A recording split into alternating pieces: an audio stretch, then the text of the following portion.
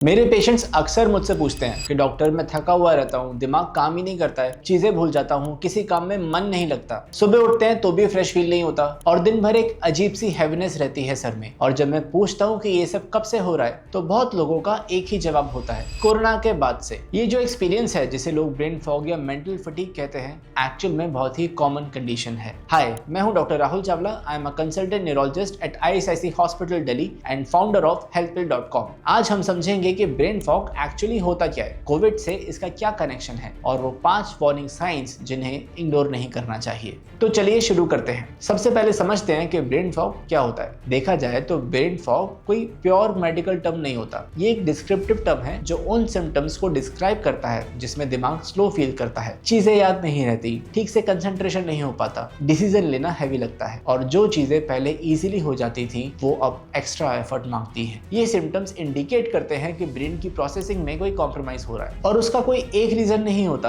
कई सारे होते हैं। लेकिन ये पूरी पिक्चर समझने के लिए पहले ब्रेन के अंदर का प्रोसेस समझना पड़ेगा कि ये प्रॉब्लम असल में आती कहां से है। देखिए, ब्रेन एक हाई एनर्जी डिमांडिंग ऑर्गन है, वो कॉन्स्टेंटली काम कर रहा होता है, इवन जब हम रेस्ट कर रहे होते हैं तब भी। और इस काम के लिए उसे स्पेसिफिक न्यूरोट्रांसमीटर चाहिए होते हैं और ब्लड के जरिए कांस्टेंट ऑक्सीजन, स्पेसिफिक न्यूट्रिएंट्स और ग्लूकोज सप्लाई चाहिए। जब इनमें से कोई भी कॉम्प्रोमाइज होता है तो ब्रेन की एफिशिएंसी गिरने लगती है। सबसे इंपॉर्टेंट न्यूरोट्रांसमीटर जो कि मोटिवेशन, फोकस और रिवॉर्ड फीलिंग के लिए रिस्पॉन्सिबल होता है वो है डोपामीन। जब डोपामीन की कमी होती है तो दुनिया बेकार लगनी शुरू हो जाती है। चीजें जो पहले इंटरेस्टिंग लगती थी वो बोरिंग लगने लगती हैं। किसी काम की शुरुआत करना मुश्किल हो जाता है। और दूसरा मैकेनिज्म होता है न्यूरो इन्फ्लामेशन। जब ब्रेन में क्रॉनिक लो ग्रेड इन्फ्लामेशन होती है जो कि क्रॉनिक स्ट्रेस, पुअर स्लीप या सर्टेन डेफिशिएंसी से हो सकती है, तो वो न्यूरॉन्स के बीच कम्युनिकेशन को स्लो कर देती है। इंफॉर्मेशन फास्ट ट्रेवल नहीं करती, प्रोसेसिंग स्लो हो जाती है और ब्रेन लिटरली हैवी फील करता है क्योंकि वो स्लो काम कर रहा होता है। ब्रेन फॉग कोई बीमारी नहीं है, ये एक साइन है कि दिमाग के अंदर कुछ सही नहीं चल रहा है और इसके पीछे ये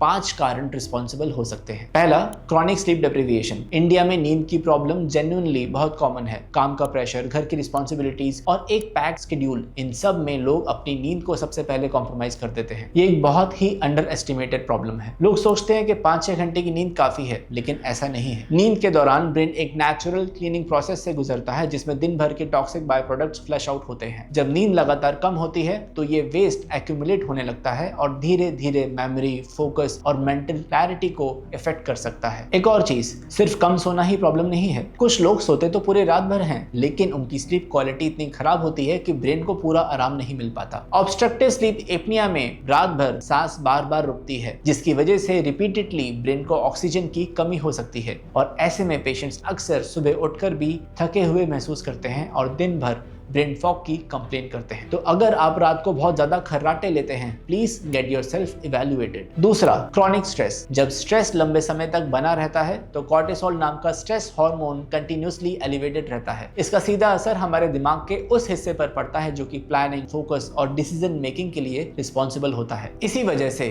स्ट्रेस्ड लोगों को सिंपल काम भी मेंटली एग्जॉस्टिंग लगने लगते हैं। तीसरा, न्यूट्रिशनल डेफिशिएंसीज। ये इंडिया में बहुत कॉमन है। B12 डेफिशिएंसी नर्व सिग्नलिंग को स्लो करती है। विटामिन डी मूड और मेंटल एनर्जी को इंपैक्ट करता है और आयरन डेफिशिएंसी से कंसंट्रेशन और अलर्टनेस कम हो सकती है। चौथा, थायराइड डिसफंक्शन। ये भी एक कॉमनली मिस्ड कॉज है। जब थायराइड ग्लैंड अंडर एक्टिव हो जाता है तो बॉडी के साथ साथ ब्रेन का मेटाबॉलिज्म भी स्लो हो जाता है। लोग इसके सिम्टम्स अक्सर स्ट्रेस या बढ़ती हुई एज का इफेक्ट समझकर इग्नोर कर देते हैं। पांचवा, digital overload. Constant notifications, social media scrolling और स्क्रीन एक्सपोजर ब्रेन के रिवॉर्ड सिस्टम को ओवर स्टिमुलेट कर देता है। नतीजा ये होता है कि रियल लाइफ टास्क बोरिंग लगने लगते हैं, फोकस खराब होने लगता है और मेंटल फटीग बढ़ने लगता है। ये सारे फैक्टर्स धीरे धीरे ब्रेन की परफॉर्मेंस को अफेक्ट करने लगते हैं और इसीलिए आज पहले के मुकाबले ब्रेन फॉग और कंसंट्रेशन इश्यूज ज्यादा कॉमन होते जा रहे हैं। इन सब के अलावा एक और इंटरेस्टिंग कारण है और वो है long Covid, a disease that was not on anyone's radar before 2020। Covid pandemic को 5 साल हो चुके हैं, लेकिन अभी भी बहुत से लोग जो कोविड से से रिकवर कर चुके हैं उन्हें ब्रेन फॉग की कंप्लेन रहती है। कंसंट्रेशन खराब रहता है, मेमोरी स्लो हो जाती है। रिसर्च में ये देखा गया है कि कोविड के इन्फेक्शन के बाद भी ब्रेन में इन्फ्लामेशन रह जाता है और माइक्रोग्लिया जो कि ब्रेन की अपनी इम्यून सेल्स होते हैं उनमें ओवर एक्टिवेशन देखने को मिलता है। ये इन्फ्लामेशन न्यूरॉन्स के बीच कम्युनिकेशन को भी स्लो कर देता है। इसलिए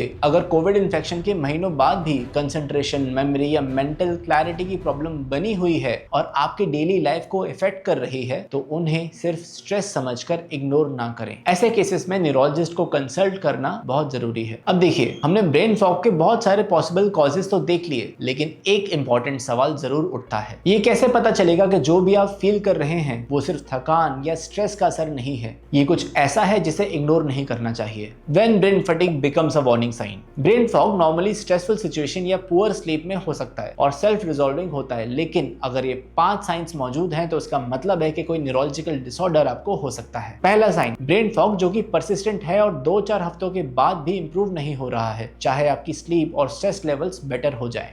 इसे इन्वेस्टिगेट करना बहुत जरूरी है। दूसरा, मेमोरी में नोटिसेबल डिक्लाइन जो कि दिन ब दिन और खराब होता जा रहा है। सिर्फ ओकेजनल फॉरगेटिंग नहीं, कंसिस्टेंट पैटर्न जिसमें रीसेंट इवेंट्स याद ही नहीं रहते। तीसरा साइन, वर्ड फाइंडिंग डिफिकल्टी, यानी कि आप जानते हो कि आपको क्या बोलना है लेकिन वो शब्द जुबान पर आता ही नहीं है। चौथा, पर्सनैलिटी और मूड में नोटिसेबल चेंजेस, जैसे किसी भी चीज में इंटरेस्ट ना रहना, बात बात पर इरिटेट हो जाना या लोगों से मिलना जुलना कम कर देना। अगर ये चेंजेस लगातार दिख रहे हैं तो इन्हें कभी भी इग्नोर नहीं करना चाहिए। पांचवा, ब्रेन फॉग जो कि अचानक से हुआ हो, सडन ऑनसेट। एक दिन सब कुछ नॉर्मल था और अगले दिन ही लगने लगा कि दिमाग पहले की तरह काम नहीं कर रहा है। ये सडन कॉग्निटिव चेंज अपने आप में एक बहुत बड़ा अलार्मिंग साइन होता है। इनमें से कोई भी साइन अगर आपको हो रहे हैं तो प्लीज अपने न्यूरोलॉजिस्ट से कंसल्ट करें। जब भी आप डॉक्टर के पास जाएंगे तो सबसे पहले एक बेसिक इवैल्यूएशन होगा जिसमें thyroid, vitamin B12, vitamin D, iron levels और ब्लड के कुछ बेसिक पैरामीटर्स की जांच होगी। इनमें से ज्यादातर कॉजेज इजीली ट्रीटेबल होते हैं और अगर ब्रेन फॉग के साथ बोलने में दिक्कत, चेहरे या हाथ पैर में कमजोरी, विजन लॉस या बैलेंस की प्रॉब्लम आ रही है तो ये बहुत बड़ा रेड फ्लैग हो सकता है। इसे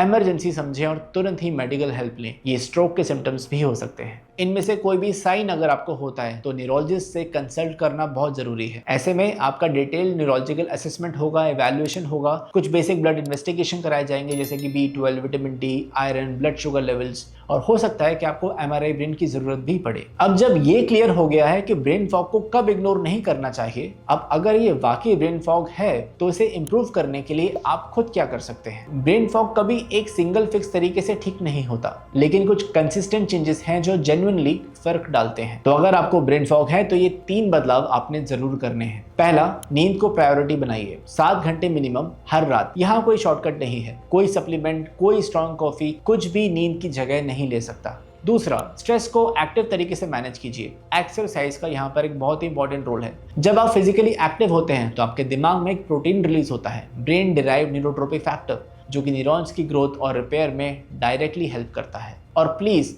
सोने से पहले स्क्रीन टाइम को कम कीजिए, इससे मेलाटोनिन प्रोडक्शन और नींद की क्वालिटी इफेक्ट हो सकती है। साथ ही कांस्टेंट स्क्रोलिंग ब्रेन को लगातार ओवर स्टिमुलेट करती है जो कि मेंटल फटीग को और बढ़ाता है। तीसरा, रियल सोशल कनेक्शन को अंडर एस्टिमेट मत करो। Genuine face to face conversation और रियल रिलेशनशिप्स ब्रेन को हेल्दी रखने में मदद करते हैं। लोनलीनेस और सोशल आइसोलेशन आपकी ब्रेन हेल्थ के लिए बिल्कुल भी ठीक नहीं है। ये सभी बातें सुनने में तो बहुत सिंपल लगती हैं, लेकिन इन्हें फॉलो करना वो भी आज के टाइम में बहुत ही मुश्किल बनता जा रहा है। पर अगर इन्हें कॉन्स्टेंटली फॉलो किया जाए तो ये ब्रेन फॉग और मेंटल फटीग में काफी सुधार लेकर आ सकते हैं। अब आते हैं इस पूरी कॉन्वर्सेशन के सबसे इंपॉर्टेंट टेक अवे पॉइंट पर। ब्रेन फॉग आज के टाइम में बहुत ही कॉमन होता जा रहा है और इसके पीछे हमारी मॉडर्न लाइफस्टाइल एक बहुत बड़ा कारण है। कम नींद, लगातार स्ट्रेस और एक्सेसिव स्क्रीन एक्सपोजर। जब ये फैक्टर्स लंबे समय तक हमारी लाइफस्टाइल में बने रहते हैं तो उनका असर ब्रेन की फंक्शनिंग पर डेफिनेटली देखने को मिल सकता है। दिमाग का पहले जैसा काम ना करना, चीजें इंटरेस्टिंग नहीं लगना, फोकस ना हो पाना, ये सभी सिम्टम्स प्लीज इग्नोर मत करिए। अगर आपको ये वीडियो पसंद आया तो प्लीज इसे लाइक कीजिए, अपने फैमिली और फ्रेंड्स के साथ शेयर कीजिए और इस चैनल को सब्सक्राइब भी कीजिए। Thank you.